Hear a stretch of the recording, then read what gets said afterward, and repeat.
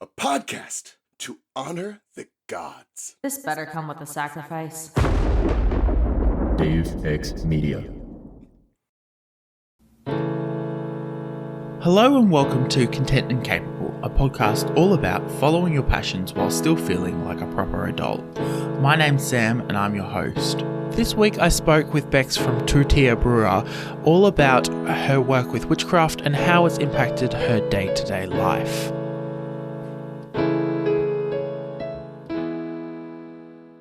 Welcome to Content and Capable, Bex. It's so lovely to have you on. Thank you so much for having me. This is fun. I always look forward to like this, you know? Yeah, I'm really excited to chat to you. I have been so excited to chat to actually all the next all the guests that are happening at the moment. I don't know, as we were talking about before we got started, when it rains it pours, I seem to have lined up a whole bunch of really cool creators.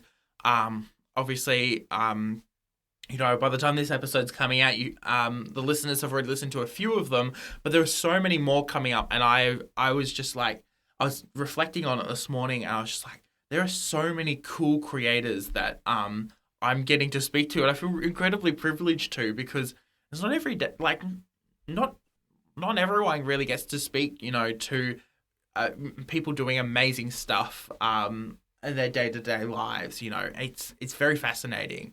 Divine timing, in fact, too, I think. It's like I think when you need that inspiration, sometimes it finds you. And you had mentioned pre-cast, you got some stuff, some getting your nose to the grind, so to speak, as far as getting to the books. So maybe you need those inspirations of hey, I had to do all this grunt work to get to do the things that I want to do. So yeah. Oh, 100%. It's amazing. Bex, for anyone who doesn't either recognize your voice or know who you are, could you explain a little bit about yourself and Tu Tía Bruja? Sure. So a brief introduction of my work and what I do. So I have been working in audio since circa 2000. I would say 2011 is when I first got my foot in the door. I worked at a pop station in my college town of Cape Girardeau. I was fortunate enough to do that for 3-4 years. And then I moved to my hometown of St. Louis, and I got to work at an alternative radio station there for about 2 years, living out my alternative rock girl fantasy, my real rocket dreams, if you will. And it's important to have those things that you do in your career that are just yes, this is so cool. So after that, I got into podcasting. I host a podcast called Tu Tía Bruja that is all about magic and spirituality and brujeria. And I also edit a bunch of other podcasts. I've been fortunate enough to work on Dear Franny. So if you haven't heard my voice, you've probably heard something that I've worked on. Amazing. I always find it very fascinating. It reminds me of my conversation I had a couple of months ago with someone who kind of has had the similar career progression, but completely different mindset. He's Australian. His name's Radio Mike, and he's worked in radio and podcasts his whole life like you have. And it's interesting how you kind of end up in that podcast editing production kind of space after working in audio for so long. I really enjoy it. Don't get me wrong. It's just fascinating that it is kind of where that career progression ends up. I think it takes a certain person, right? And like you said, it's a progression because there's only so many types of jobs for us. But I think that allows for a lot of us to know each other, a lot of us to work together. I do some voiceover work too, but I'm a big fan of E.G. Daily, who you might know. She did the voice of Tommy Pickles and has just done a bunch of other stuff. But one thing that I really thought was cool when she talks about other voice work artists is that how there's only so many of them who do the niche of cartooning. So someone will audition for something, right? And then it won't necessarily be the right fit for them. So they'll be hey, you should talk to XYZ. And I think that sometimes in that same atmosphere, the podcasting world is very helpful. Yeah. Like, hey, talk to this person, meet this person. This is someone you want to meet. And so yeah, like there's only so many of us, there's only so many jobs. So it's like we all kind of, if we don't know of somebody, we've probably heard of someone. Yeah, 100%. And the more and more I speak to podcasters as compared to content creators, the more I realize how tight knit the community is, and it's pretty amazing. Wow, we've already gone off on a little bit of a tangent. Could you explain how you got into witchcraft and and what that journey was? Sure. So like I think, like I mentioned earlier, divine timing is such a real thing. Everything happens when it's supposed to.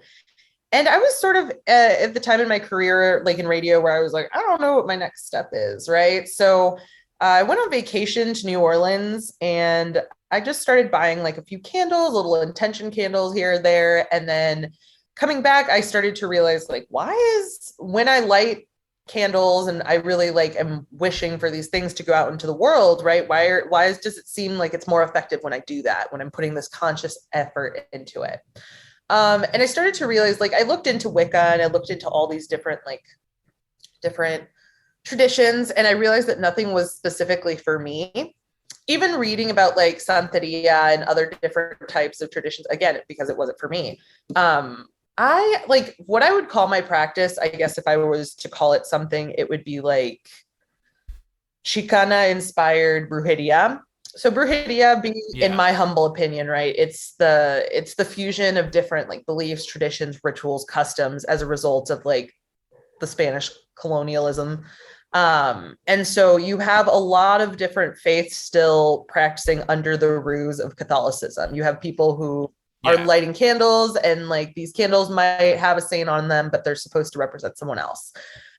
So, you know, there's a lot of different things that fused into that, right? You have the influence of the African tradition religions, you have indigenous practices, you have like Spanish Catholicism, you have Judaism, and there's actually, and I'm speaking from my perspective of this in Mexico, right? Because it's different from state to state in Mexico as it is country to country in Latin America, but it's very much influenced by the region, the things that you have accessible to you, right? Because if you live by the ocean, you're going to use tools in your practice that you're not necessarily going to have if you're in a like landlocked area.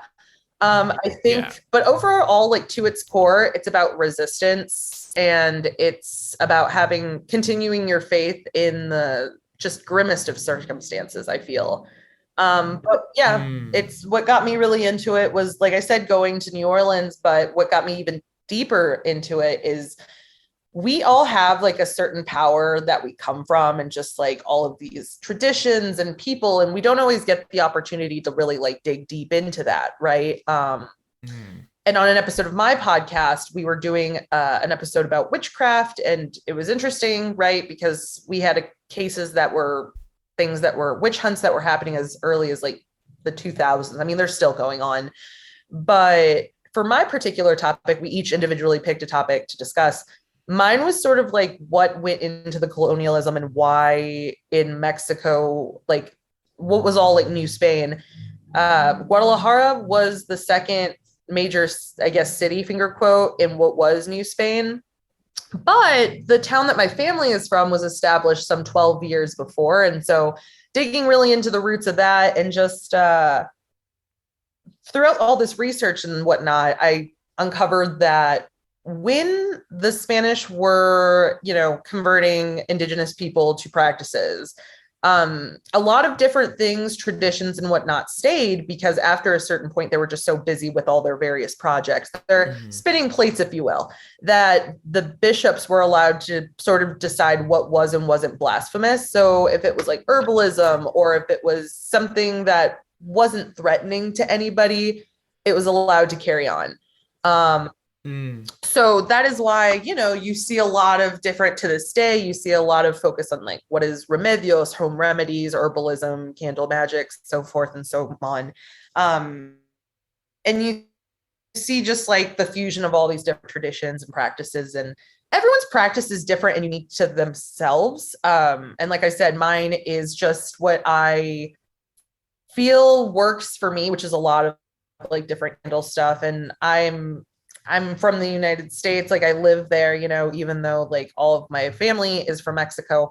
That's why I say it's like Chicana inspired brujeria, because it's very much like take the things that work for me and that I feel connected to, and then leave the things that don't. So hopefully in a very convoluted way that answered your question. Yeah, it's fascinating because I didn't really think about, especially in the context of Mexico, and I suppose it's part white privilege, part being on the other side of the world. The whole context of, because Mexico was a big Spanish colony and Spanish Catholicism. For context, I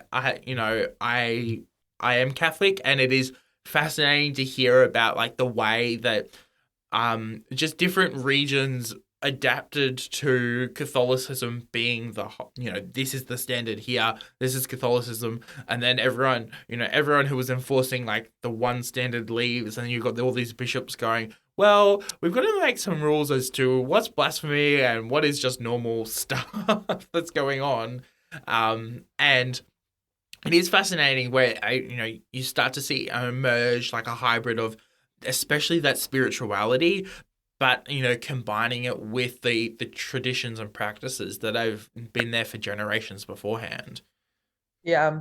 And it's sort of just like, it's really amazing and powerful to me, right? Because it's the way of ensuring my, like, not specifically my ancestors, but also my ancestors, right? Because I want to kind of expand upon that word. We use the understanding of like the ancestors to mean just of like the blood, but we have ancestors of like the culture. We have ancestors of the land, ancestors of the traditions. And, it's, I say this especially because a lot of people will ask me, they'll be like, well, a lot of your practice is based on like your ancestors, as far as like blood ancestors and like your traditions. I'm adopted. I don't have that same connection. How do I do that? It's like, you figure out what works for you, even if you don't necessarily know who your biological parents are, or therefore, maybe their country of origin or their traditions, you as an individual still have a life of context and things that are important to you. And you can pick and choose the things that give you power,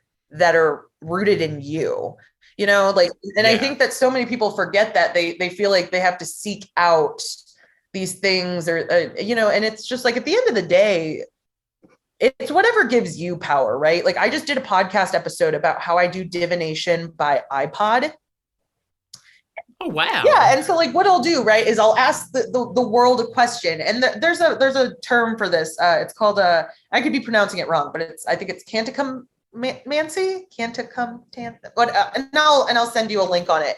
But essentially you spend the time to like meditate and ask a question of sorts. And then you can, I don't know, say you work in threes, say that 3 is a very significant number for you. You listen to the next 3 songs and you think about what is really coming through. Was there a connection? Was there something, was it in the artist, or was it in the lyrics, or was it in whatever?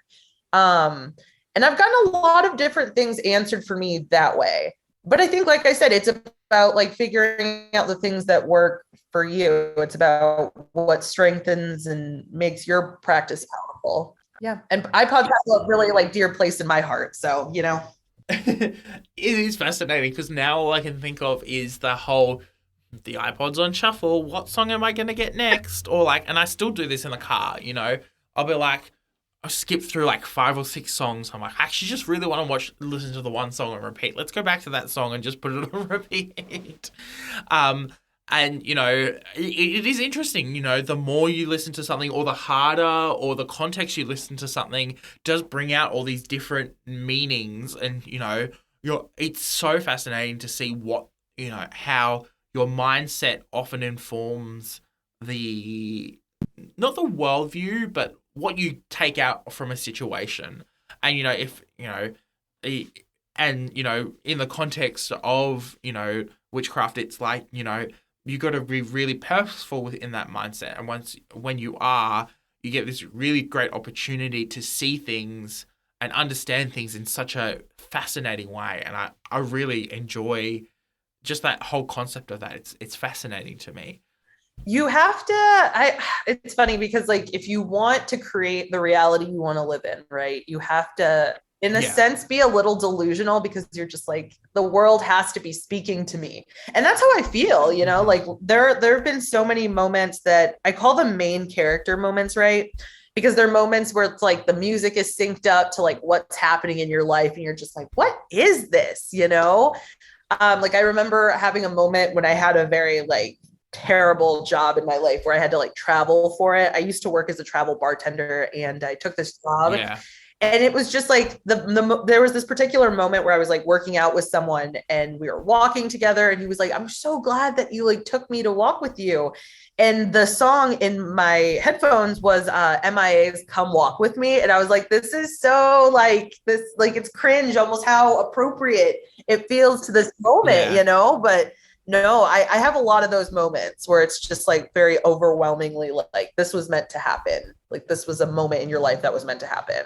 Do you have a lot of those? Yeah.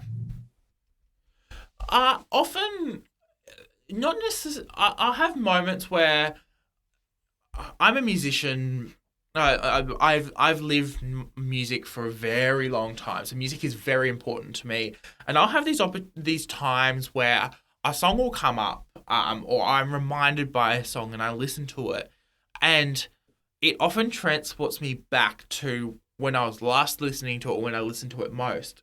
So at the moment, I'm literally going to bring up a Spotify playlist because it is just like there is a song on there that's been reminding me recently of a period of time. So I think it's called Numb Little Bug by M. Behold, or Groundhog Day by M. Behold. It is indie pop artist. She's really, really lovely. Has kind of just made it onto the music scene. Anyway, I was listening to her music. It would have been a year and a half ago on repeat, just over and over and over again. Just because I'm very bad at finding new music, and I couldn't kind of find music that I was really enjoying listening other than these one or two songs. So I just popped it on repeat. And so now every time I hear it, all I can remember is being in the middle of winter in a big jacket, walking home from the train station to my apartment at the time. And it's this really lovely memory of reminding me of like the kind of tranquility that I had, walking between my house and the train station. And so it does. It reminds me that, I should be getting out more often and, walking and enjoying everything out there. And it's a really great reminder sometimes of just like enjoying the simple things. And it is fascinating how especially music, because we are such auditory people, we're quite visual, but our ears do a lot of the work for us as well. How important different sounds, songs, phrases, voices, accents impact us. Everything from the cringe that I have for the Australian bogan accent through to the love I have of musicals, everything in between it's fascinating how much it means to us, and then the changes it makes in the different contexts that we're thinking. Yeah. And I want to point out the fun irony that the song that kind of like takes you back to a different time is the song Groundhog Day, because the concept of that movie is just like the repeating the same like thing. But that's so fascinating. I love that you are taken back to that time. I feel like when I don't know. I'm a little bit older than you, and I think like where I'm at in my life is I listen to all that stuff that I listened to when I was like in my high school days, and like especially my iPod. Like I don't know. I read this study that after age, I think it's like 33, you don't seek out music the way you did when you were younger. Maybe because life gets a little bit busy. I don't know. I'm not there yet, but I'm already pretty bad. Like I've just like, this is what works for me, and this is what I'm going to continue to like forever. But I do find like things that I enjoy every once in a while. So, and it is fascinating, interesting after 33. Actually reminds me, of like, sitting there with my mother and listening to the songs she loves. I just went and watched a musical Cruel Intentions, the 90s musical. So I had all these songs from the 90s, which was a lot of the music I ended up growing up with because it's what my parents listened to when I was a kid. And we didn't, I didn't have a lot of stuff when I was a kid. It didn't, if there was music on, it was what my parents wanted to listen to. And those 90s songs, I'm like, wow, like I know exactly I'm not a 90s kid, but, I know exactly what those songs are, and they do have such impact. And obviously then reflecting on them and remembering, and I suppose 33 is at the point where you're halfway to retirement basically, and so you're now starting to you're looking back more than you're looking forward, which is a little bit morbid to say, but like truth be told, my father was talking about retirement last night, and I'm like, please don't talk about retirement yet. I'm just barely getting in the workforce, But it is a fascinating thing when you start looking backwards more than you start looking forwards, and the way that your taste in things then evolves as well. Yeah, I think I don't know. People were all interesting, but I think that you saying halfway to retirement really hit me and you're like, oh man, the reality is like, yeah. Yeah. Yeah, just ran me through a loop right there. Oh yeah, 100%. The amount of times, I don't know whether it's the whole nostalgia culture that a lot of my generation has, or it's just the way that things work. But I do definitely like when things hit you and you go way back. You're like, wow. Oh wait a second. This is what it feels like, and it's fascinating. Someone recently said to me that nostalgia is pain, and it's something I can't shake because it's true. Oh, wow. Yeah, that is so true. Oh, yeah. Yeah, that's fascinating. Yeah. I have not thought about it that way, but to be honest, the nostalgia I have for living in the apartment I was living in a year and a bit ago in the city. To be honest, it was pain because I was a lot further away from my family, felt very isolated. But at the same time, I have this weird nostalgia for it because it was like I was like living properly theoretically, and not that I'm not living properly now, but like I felt like I was living as a proper adult. And then at the same time, I'm like, well, no, actually, I was actually not prepared to be doing that, and I'm very glad that I've moved on to other things. Awesome, amazing. So when you practice your witchcraft, what does that look like for you in a physical sense? You mentioned a lot about candles. How does that play out? Sure. So I use a lot of color magic. So I like if I'm trying to manifest or bring about something in my life, right? I look for the color that would be the most helpful in making that work. I do a lot of like preparing of candles or dressing them with specific herbs and anointing them. Speaking of anointing, like that's a bone to pick that I think that I have with a lot of Catholics, right? Because a lot of Catholic people are very like, I feel like they're like in the broom closet in the sense that they'll be anointing candles and like, having this like when you're in church, right? Like you're all at a certain frequency, like when you're praying and stuff, and that brings about a certain type of energy. And that's why sometimes when you leave mass, like you can leave like almost like so refreshed or just like feeling like relieved, right? Because there is something to be said about like having so many people singing songs or wishing for things at like a certain frequency.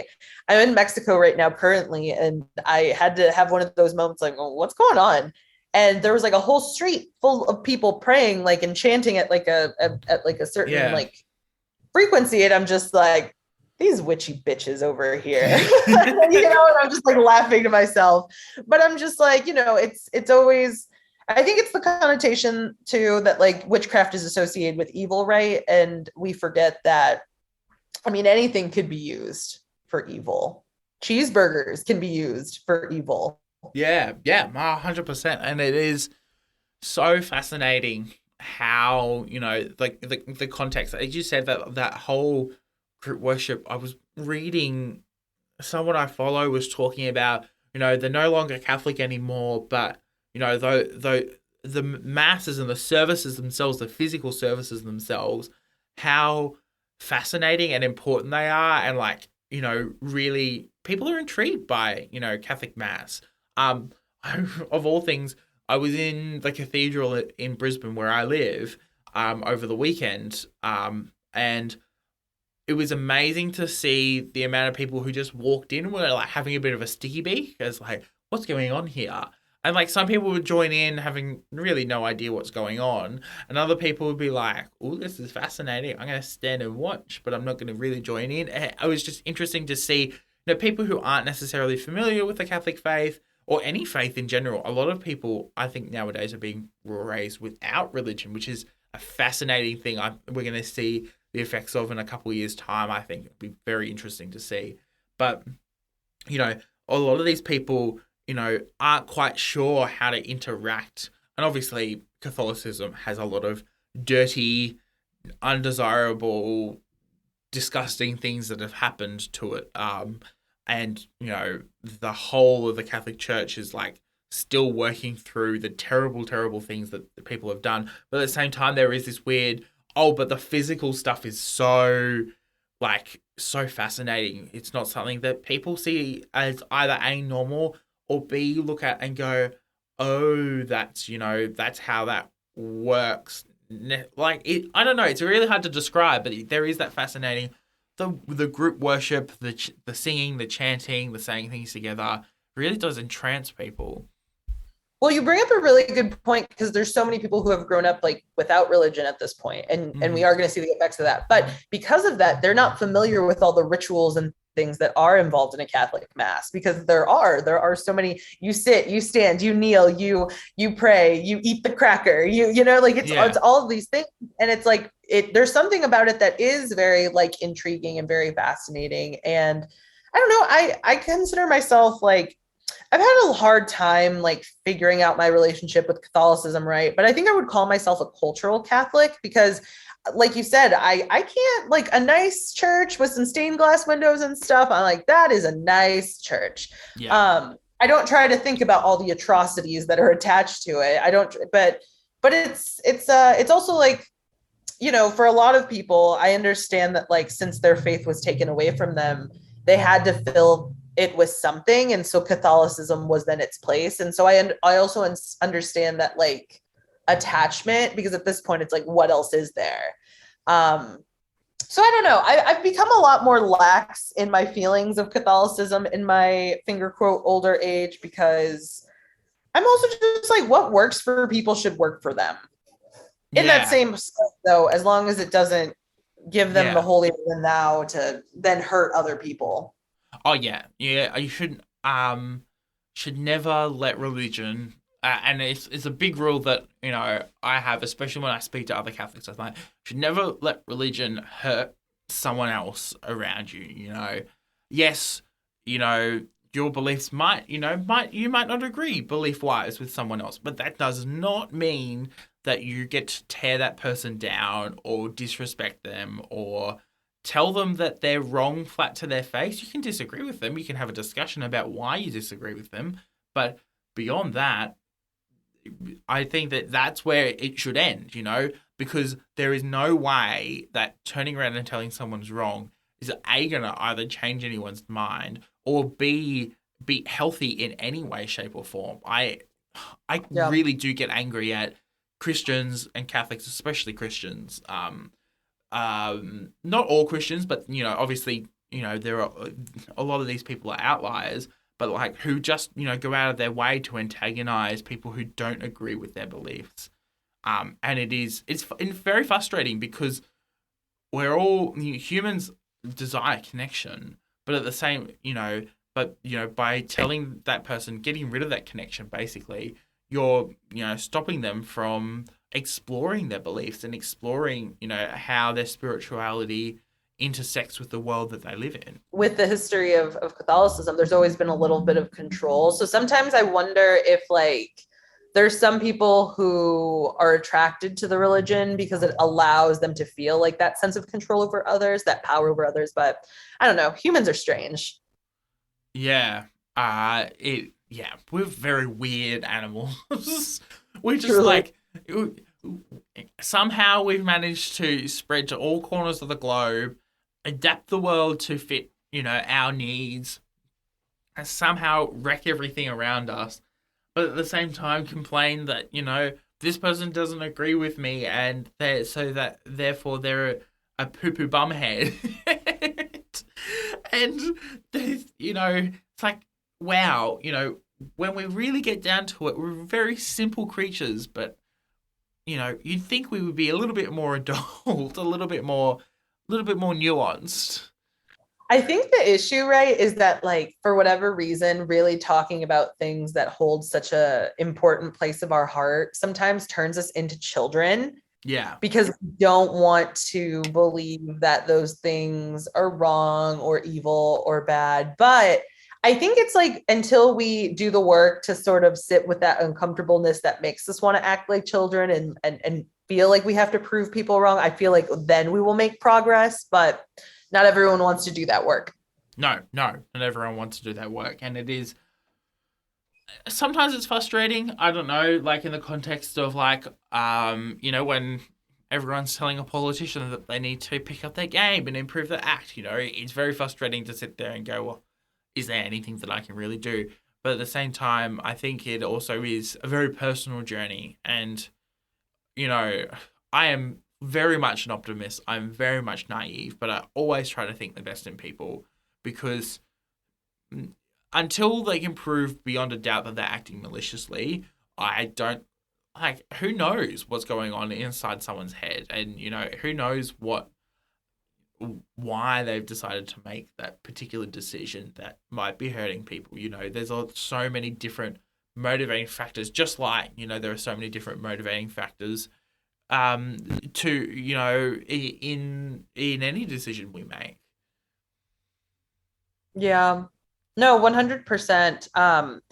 And something that's been very useful for me that I want to suggest is I full disclosure, I am her podcasting editor, but I have a client. Her name is Francesca Hoagie. She has a podcast called Dear Franny. And this woman's incredible. Super cool lady. But she has a whole season about like manifesting because sometimes, right, like we kind of like we mentioned earlier, you attract things to yourself. Mm-hmm. And like sometimes in that same aspect, like when we're feeling real crummy on the inside, we attract a lot of like kind of crummy stuff into our life. And it's like trying to get past that mindset of whatever that might be. Because for some people, it's like, oh, woe is me. Some people, it's just like, well, like just kind of feeling like they have to gripe about everything. But I don't know, like sometimes it's nice to have reminders of what we can do to try and change our outlook. Because like you said, we should try and be a little bit more positive. Yeah, 100%. So, while you've been practicing your witchcraft for a while, how does that intersect with your day-to-day life nowadays? So I kind of wake up and my first thing that I do is to have some sort of meditation session, whether it be like journaling and really feeling like grounded with myself. I do everything with intention. Mm-hmm. I would say that that's really the biggest thing that is, as far as like my magic, my witchcraft, my whatever you want to call it. I do everything with intention, from, making my coffee to like what my soap is made out of, right? Like right now I'm using a rose soap because I'm trying to bring like more love and more tenderness into my life. And so it's like something that I'm sort of using because it's the symbolism, the meaning behind like roses. I have also tried to be better about like having less waste, right? Something that I feel like in my practice is very important to me is trying to be more eco-friendly and figuring out ways to not just put plastic and trash into the earth. I don't know. My mom said something to me the other day, and it's interesting, right? Because I don't know if this comes just from just a lot of different like awareness that my mom has of like working with the earth. But she just said to me, the earth is sad in a way that was very like, oh man, like, and then I kind of just like, I think you're right. I think the earth is sad. And I think we see it like in the whole world, we're having like record breaking like heat waves and rain and just, and so I just, my practice is truly at the end of the day about feeling more connected to self and the world around me and people in whatever I do. Yeah. Yeah, it's fascinating, and it's one of those things that once you are more connected to self, once you understand that a little bit more and are a little bit more conscious about practicing it, it does become very easy to do as well. It's one of those things of being aware of your surroundings that, the more you do it, it's like a muscle. The easier it becomes and the more natural it becomes. Have you noticed like any changes in like the way you approach situations since, engaging actively in those practices? I would say that I am a lot more aware of things. I think because I am more in touch with like my ancestors, I have like an ancestral altar, and whenever I just feel like lost or confused, I speak to them and ask them to help me, because it's like realistically, right? If anybody's going to want to help you, it's a lot of the people of your own bloodline who came before you who struggled. So like something that I do that I just like without fail, right? I set out like a candle for them or like things that I know that they like. And I've noticed, right, is that when I ask questions or specific things, I always get an answer. Like I've been saying for a while that I want to leave the United States because it just feels like, and the metaphor that I used, right, is a rat on the Titanic. I feel like a rat on the Titanic. And that was something I kept saying like over and over and over. And I always have like running side gigs because I have a hard time sitting still. And I had this side gig where I was working with two other guys, and we were bending this metal beam into place. And there was something about the symbolism of that was like very like kind of weird. And I was like, okay, I'm going to go with this and see what this tells me. And soon after that, a rat came flying out. And I was like, this is too much to bear. And so a lot of things have been prepping me to like, maybe it's time that you should potentially move to Mexico. So right now I'm in like the early like plans of making that a reality. But yeah, like I think that ever since I've been doing this, because being raised Catholic, like I didn't have all the answers. And I would even say that I felt like God was used to gaslight me, in the sense that like I would see or was more sensitive to like different, I don't even know if I want to call them spirits, but I was sensitive to something. And like when I would tell people that, I would either be told I was lying or that I was just making it up. And so it really made me doubt like myself and my inner voice for a long time. And I feel like with what I do now, it is allowing me to find a lot of power in self and find a lot of power in my voice. And it works for me, and I feel like I have all these reminders of the fact that it's working. And I feel like when I explain them to people, they're just like, oh, well, those are a lot of coincidences. It's like, well, maybe, but it's a lot of little coincidences, And when things like that line up, you go, well, I'm being told something here, I probably should be listening to it, because if I'm being told something, usually it's right. Yeah. And it's fascinating because even within like, because I interact with so many different aspects of faith, even within like the pure Catholicism, it is this thing, and I get told very often, it's like, maybe this is just a sign, the whole idea of signs and symbols, or like, directions from, spiritual directions, or like even directions in your own life. I recently was laid off, the job I had for a little while, mildly upsetting, quite upsetting. I was on holidays at the time, which was another whole thing entirely. But when it happened, I rang my mother and I was speaking to her about it and I was talking through it and I said, this just doesn't make sense. Their reasoning does not match up with the reality of what the work was happening. I know I always intended on leaving, but I really wanted to leave on my own terms. This is, now I'm coming back from an international holiday with, little to nothing left for me to do. And my mum turned around and said, maybe this is just what needs to happen right now. You always intended on leaving. This is the push, to get you moving on, and it's probably now time to move on. And so fascinating, and especially from that external perspective of going, this has happened, and this has happened. It's probably a sign that, time to move on in your life, or time to make a change. And often in the moment you don't think about it, but upon reflection you're like, wow, that really was a sign. And the whole being more conscious of what's happening around you, I think really does help. Yeah. I hate to say it, but it might be like your mom said, it might be like a sign. When I was sort of pushed out of commercial radio, I was actually not like you. I was not on like a vacation, but I was in a psychiatrist office, which I feel is the best place to get the call that you're being let go. Like they've seen worse than this probably. But I, one, didn't think I was going to be let go. Two, didn't think I was going to be let go of that caliber, just like a phone call, which I feel is like one of the coolest ways. It's like so impersonal.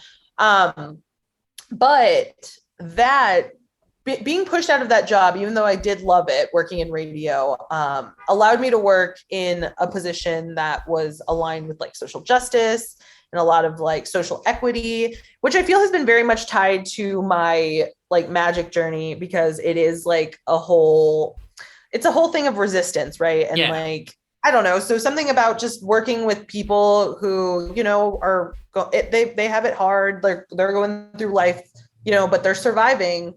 There was something really powerful about just like, I'm doing good to put work into the community. And I'm also like, I felt like it was helping my practice, it's just like you're practicing what you preach kind of thing. Yeah.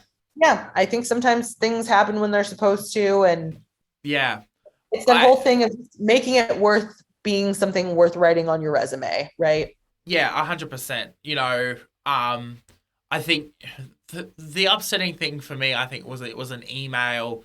I've been barely gone a week, and they were like, "Yeah, well, we don't need your services anymore." And I was like, "An email? Okay, that's bad." Yeah. Yeah. It's like breaking up over text. It's like, and my dad turned around and said they probably saw it in your eyes, because my dad very, very much not aggressive, but very much like a ambitious person my father is. And he turned around and said they probably saw that you were going to quit in your eyes. And I was like, you know what, they probably did, because I was really not very motivated to I was working, don't get me wrong, and I was still helping as much as I could, and I was employed in this weird position where I was initially employed as doing administration work, and ended up doing case management, and not necessarily giving legal advice, because that's illegal, but by giving case advice and helping people through the legal processes that our company worked through. And it was, I wasn't trained in doing that. I never really studied law. I didn't really know what I was doing. I was learning on the job. A whole bunch of other bits and pieces, which looks great, when you talk about it on your resume. However, looking at that now, and I go, oh, this is really, I just really wanted, and I suppose it is the whole, the whole desire to be doing something on your own terms. And it was very hard, because it was not what I was intending to do, whether I wanted it or not. Yeah. And I think that that's the worst thing too. There's some sort of pride when it's not specifically what we wanted to do, but we're like trying to make the best out of it. And so it's like, we won't leave it until it feels like I don't know, sometimes we're forced out. Yeah, But 100%. it's interesting, kind of like I was saying, like I remember when I was let go of from my job, like I knew I was going to quit. I remember having Yeah. sort of like you, that same conversation with myself of like, when is this going to happen? Yeah. But It's sometimes the universe finds a way. yeah. Oh yeah, 100%. And um I'm glad it's allowed me to focus on personal stuff for the last month, which, I'm incredibly lucky to do because I somehow did not spend much money overseas, and also, had saved enough to be able to live on my savings for, a month or two, sorting myself out.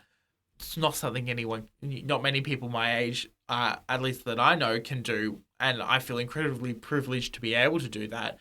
But at the same time, it really has, forced me to sit down and think and going, what do I want to do? I'm 6 months away, well, less than 6 months away now from finishing my degree. I'm very close to being, in the quote unquote real world. But, at the same time, I'm like, I'm still, working as a volunteer at a radio station and, you know, running around like a crazy person, doing all this volunteer stuff. When am I actually going to be paid for this work? And, the whole working in the creative industries thing of it's experience. And I'm like, oh, it gives me the ick. But yeah. It does give me the ick. And if there's anything that I could tell you is like, also remember your worth, because that's something that's really hard in media and entertainment, is that because we were forced to work for free. Yeah. And that just sets up such a shoddy foundation to like, when you do start getting paid for your work, because you're like, what do I get paid? What's fair? What am I worth? Yeah. So Literally, when I was applying for some jobs before I left on holidays, because I was like, I should just start applying for jobs, slowly get into it, really get a hang of, especially because I want to work for a particular organization, really get a hang of their application process and know exactly what's going on. And I, when I was going through that and doing it, I've completely forgotten what I was going to say. Oh yeah, the salary. They had a question about salary, and I sat there. I'm like, I sent a message to my parents. I'm like, what do I say? And then I went and did some math, and I was like, okay, well, the rate that I'm being paid at the moment as a casual, if I work that 9 to 5, 5 days a week, how much would that be in a year? Because they're talking about annual salaries here. And I was like, okay, well, it's that much money. Okay, so where does that fit there? Okay, should I be more? Should I be less? How does my experience compare to, the value? They gave a bracket, and they're like, what would you be happy to negotiate? And I'm like, I don't know. I don't know what I'm happy to negotiate, because I've worked for free my whole entire, media and arts life. It is mildly frustrating. yeah. And I can tell you, like, I'm sorry, go ahead. Oh, I was about to say, we've gone on tangents upon tangents upon tangents at the moment. We have.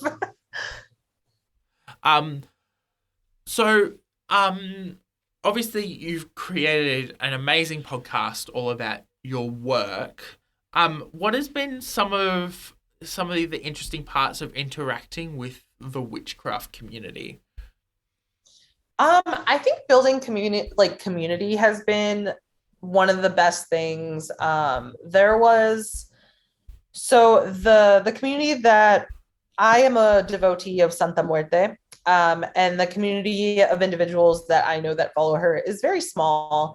And I think this was maybe like 5 months back ago. Time all kind of blurs together, but there was someone who created a lot of different statues and stuff. She passed, and then her partner had passed, and they had left their 3 children, like basically orphan. Well, I guess they were orphans. Both of their parents died. And so it was nice because myself, like, I took it upon myself to raise some money, but a lot of other individuals were raising money too.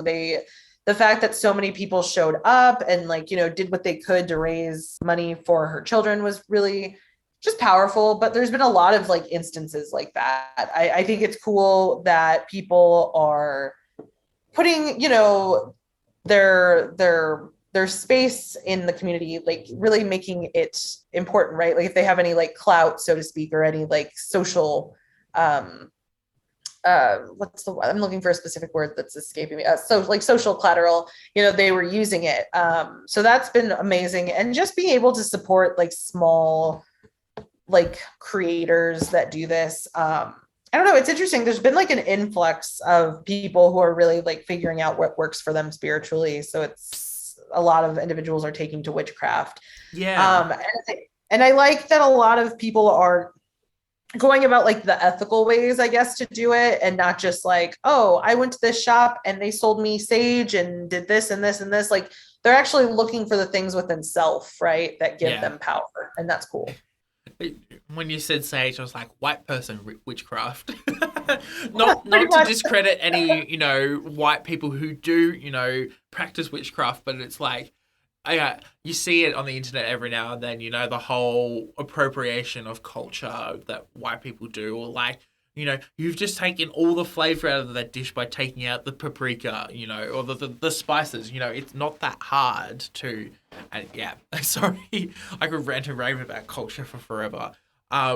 It's a very unfortunate thing, but I really think it comes from just a lack of like wanting to, or I don't know, wanting to research one's history. Yeah. Because it is a privilege, right, to be able to like go and find your history very easily, because not everyone has that luxury. Yeah. But I also think, right, is that because my feelings on this, and people can disagree with me, but I really just think that like if you are a white person, like trademark white person, right, and you're living in I don't know, in a space that doesn't have the cultural ties to the things that you're practicing, I just don't think that it's really meant for that person. And people can disagree, right, and do what they want, at the end of the day.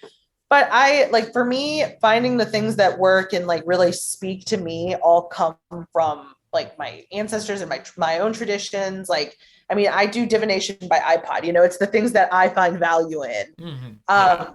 And I think that sometimes people like, they feel like there are all these rules about like what is and can't be their craft. There isn't necessarily a witch committee that's going to knock on your door and tell you that you're not a finger quote witch. So it's just like, try and find you. And,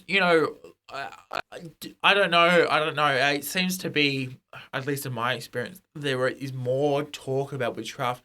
Was that like a product of the pandemic where, we spent a lot more time at home and we're like, well, what do we we had more time to sit down and like think about these, philosophy kind of things of like, what do I actually believe in?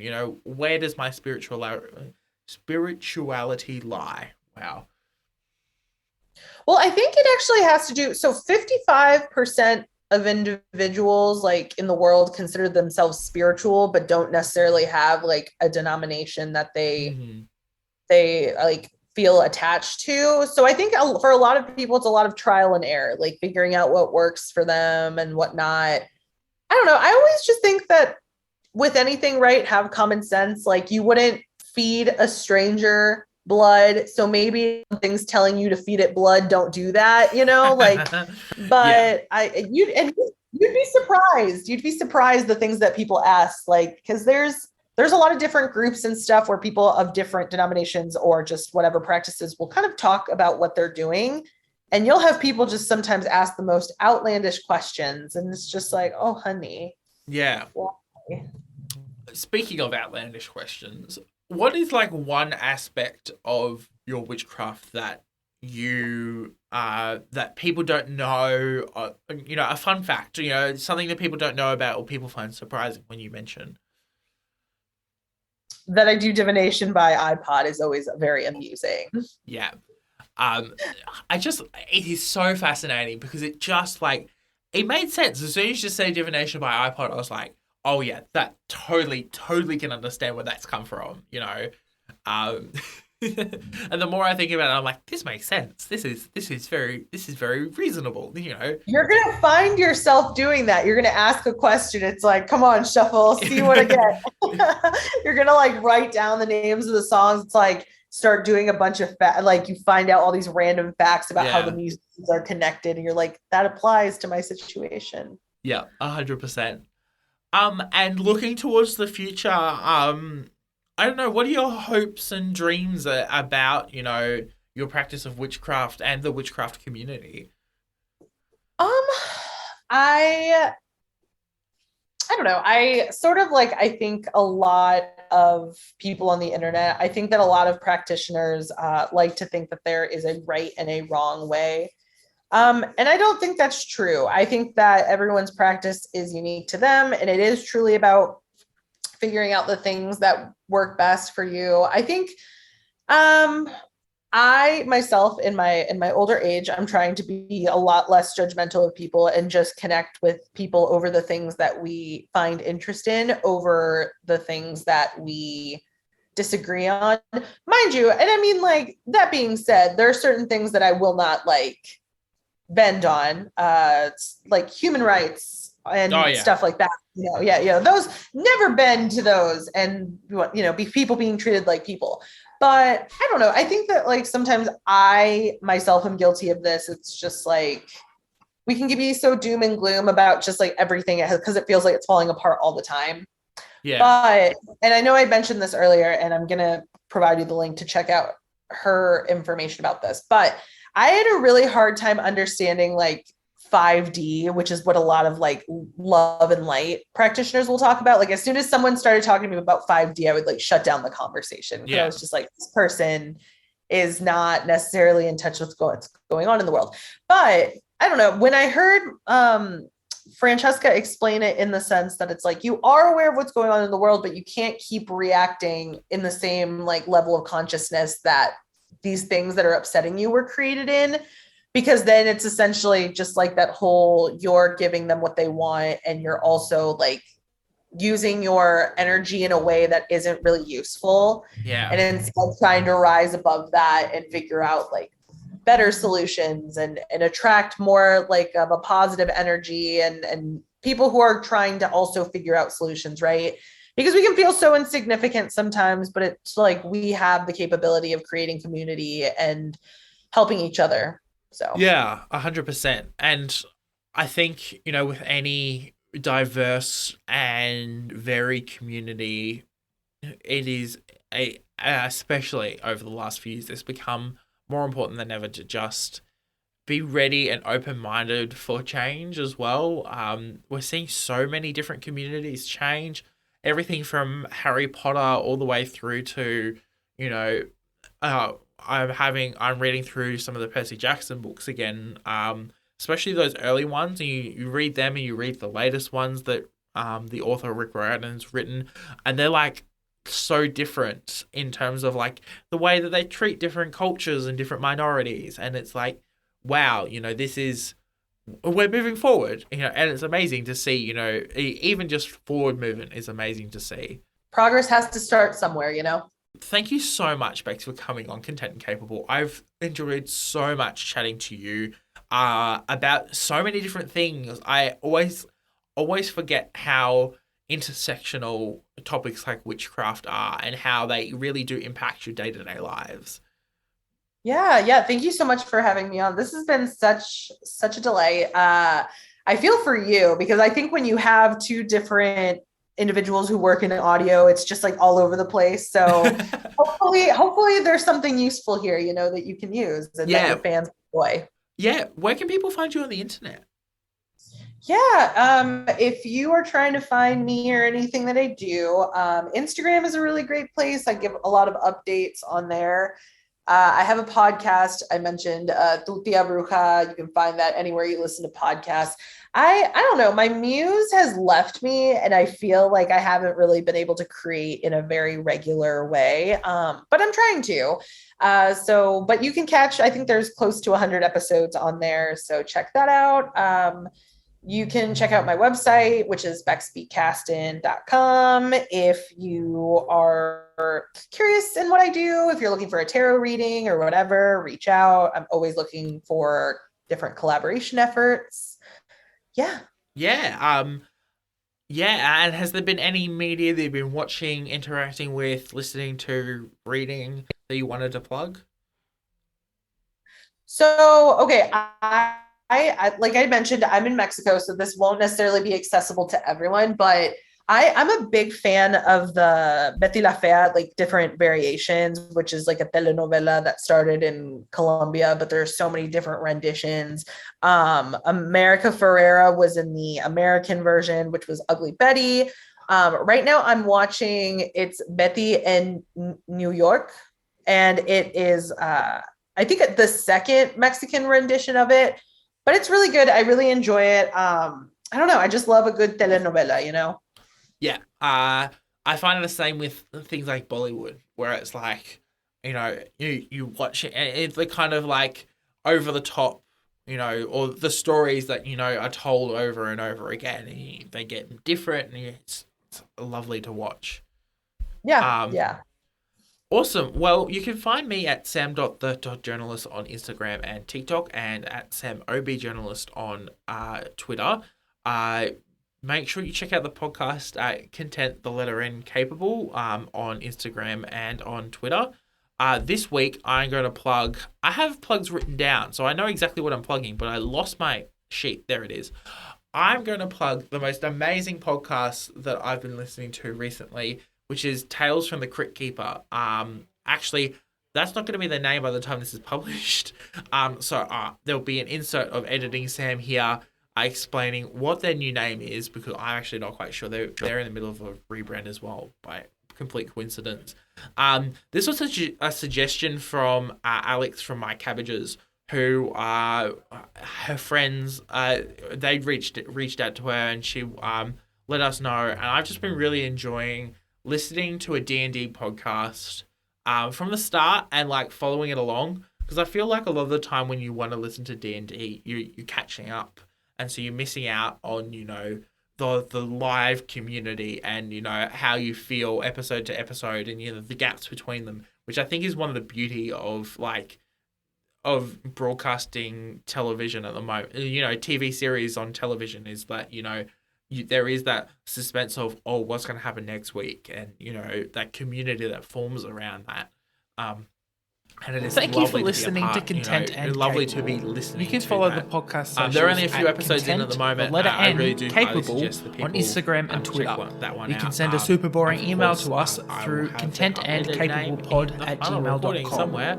The art was done by Opia. Bex, thank you you can follow so them much at for coming on the podcast. I've Opia_art loved on having you Instagram. on. Opia And I is can't spelled wait OPIA. to see Feel and free hear the to amazing message things them you get about up to. making art for your project. Oh, Our thank you music was again. written, This was so much recorded, fun. and edited by Nora Strauss-Riggs. You can find Nora at Kane_I, that's I as in the body part, on Instagram and Twitter. Feel free to message her about making music for your project or editing your podcast. I'm proud to be a part of the Movie Night Crew Network, which features the Restricted section, a chapter-by-chapter Harry Potter pod with lots of spoilers all the time. The Movie Night Crew join some friends as they react to some terrible, some meh, and some really great movies. Fandoms Gone Wrong, a show that discusses all things fandoms. Of the Eldest Gods, a chapter-by-chapter Rick Riordan pod full of myths and legends. And My Cabbages, an Avatar podcast that follows the true hero of Avatar The Last Airbender, the Cabbage Cart Guy. Coffee, tea, honor, cabbage. Long ago, the four elements lived in harmony. Then, shit went totally cray when the Avatar attacked. Only the Cabbage Man, merchant of fine cruciferous vegetables, could stand against his trolling. But when the world needed some dank veg, he vanished. 10 years have passed, and my partner and I have started a new podcast. My Cabbages! An Avatar podcast. A weekly show about Avatar The Last Airbender. Whether it's Sokka's new line of cologne, Hey, look at you, sitting there on a seal. Well, now look back at me. I'm on an even bigger seal. Now look away. D&D related antics, You have to make an acrobatics check for that, and Aang just unzips his pants and whips out his D20s. He's just like, I got this. Or randomly breaking into song. Bending waterfall. We'll stumble our way through the greatest show ever made, one episode at a time. You can reach us at CabbageCast, which is our Twitter, or Subscribe wherever you catch pod. Rotten cabbages? What kind of slum do you think this is? Content Incapable is a podcast all about answering the question, how do you adult? Don't forget to rate and review it on your favourite podcatcher, and I will see you next Monday for another episode.